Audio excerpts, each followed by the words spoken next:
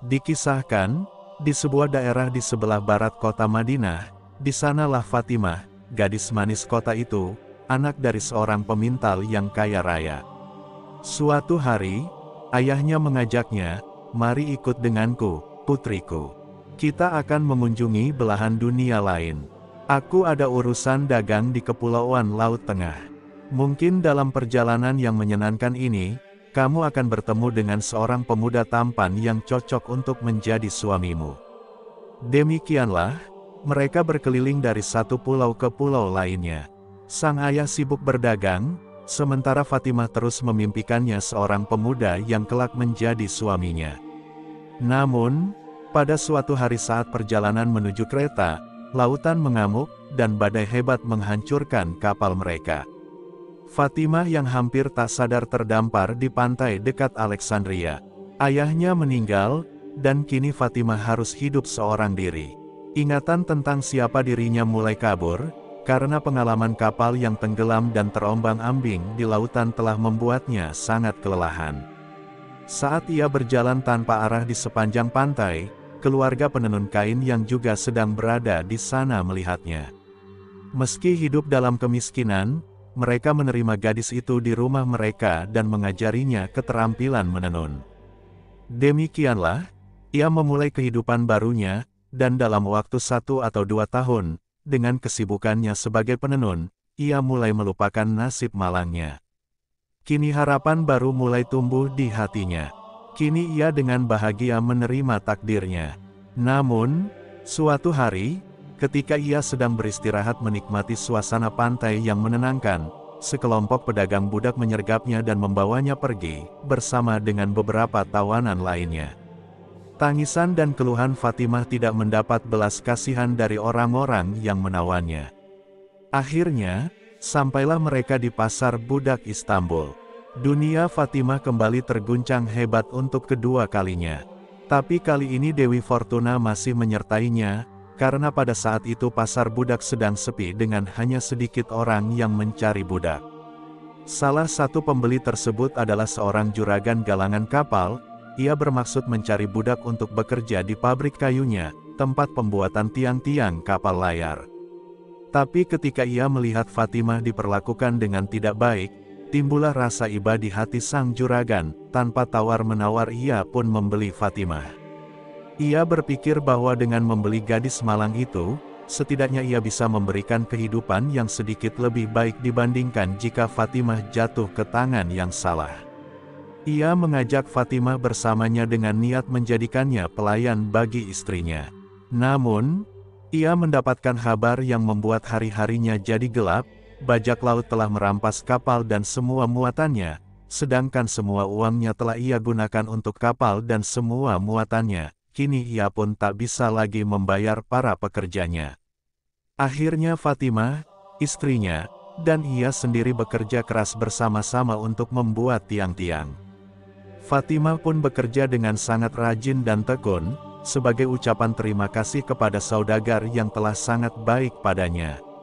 Sampai akhirnya Fatimah mendalatkan simpatik si saudagar, dan ia pun diangkat menjadi tangan kanan si saudagar kaya itu.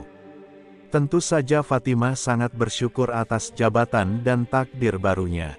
Sampai pada suatu hari, si saudagar berkata kepada Fatimah, "Fatimah, jualah tiang-tiang kapal itu ke tanah Jawa, dan pastikan terjual dengan harga yang pantas, karena tiang yang kita buat berkualitas tinggi."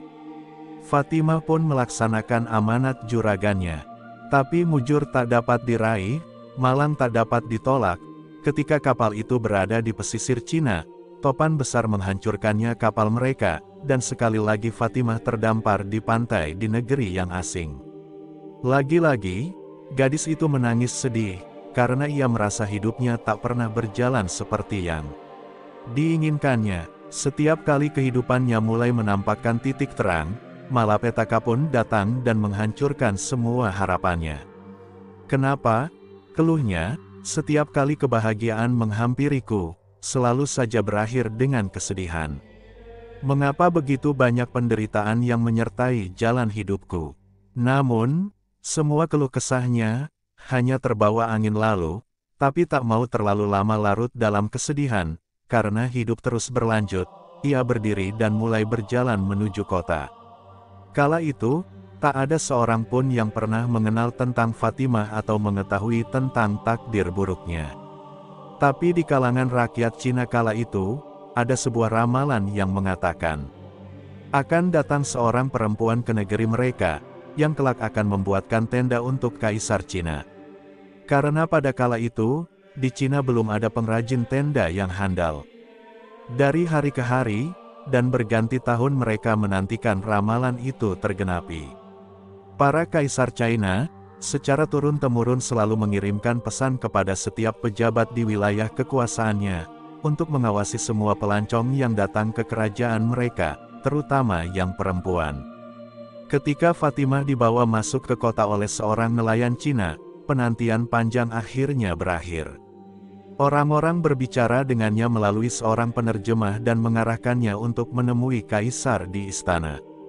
"Nyonya," kata Kaisar ketika Fatimah telah sampai di hadapan Kaisar, "apakah Nyonya bisa membuatkan saya sebuah tenda yang megah?"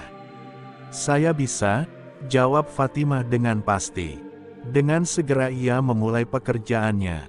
Ia harus memintal tali, dan bahannya tidak ada, tapi ia tak putus asa. Berbekal pengalamannya dulu sebagai pemintal tali, ia pun menjadikan rami sebagai bahan pembuatan tali yang dibutuhkannya. Ia juga menenun sendiri bahan kain untuk tenda itu, karena tidak tersedia bahan kain yang sesuai dengan yang ia butuhkan. Menenun tentu tidak sulit baginya, karena semua itu telah ia pelajari di Alexandria.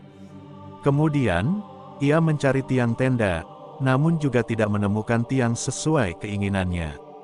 Oleh karena itu, Fatimah memanfaatkan keterampilannya dalam membuat tiang yang pernah ia pelajari di Istanbul, dan tak butuh waktu lama, tiang itu pun sudah jadi. Setelah semua bahan terkumpul, ia pun mendirikan tenda yang megah, karena selama perjalanan, ia telah melihat berbagai macam bentuk tenda, dan itu bisa jadi acuannya. Tenda terindah satu-satunya di Cina saat itu dibawa kepada Kaisar, hati Kaisar sangat gembira. Sebagai penghargaan atas karya Fatimah, Kaisar akan mengabulkan semua keinginannya. Tapi Fatimah tak punya permintaan yang muluk-muluk, ia hanya inginkan kehidupan yang tenang dan bahagia. Akhirnya Fatimah memutuskan untuk menetap di Cina, ia pun dipersunting oleh seorang pangeran tampan, dan Fatimah pun menikmati takdir hidupnya dengan akhir yang bahagia. Dari kisah ini kita bisa mengambil pembelajaran, bahwa kita tidak boleh menyesali takdir buruk yang menimpa kita, karena bisa jadi, itu adalah cara Tuhan untuk mempersiapkan kita dalam menggapai kebahagiaan yang sebenarnya.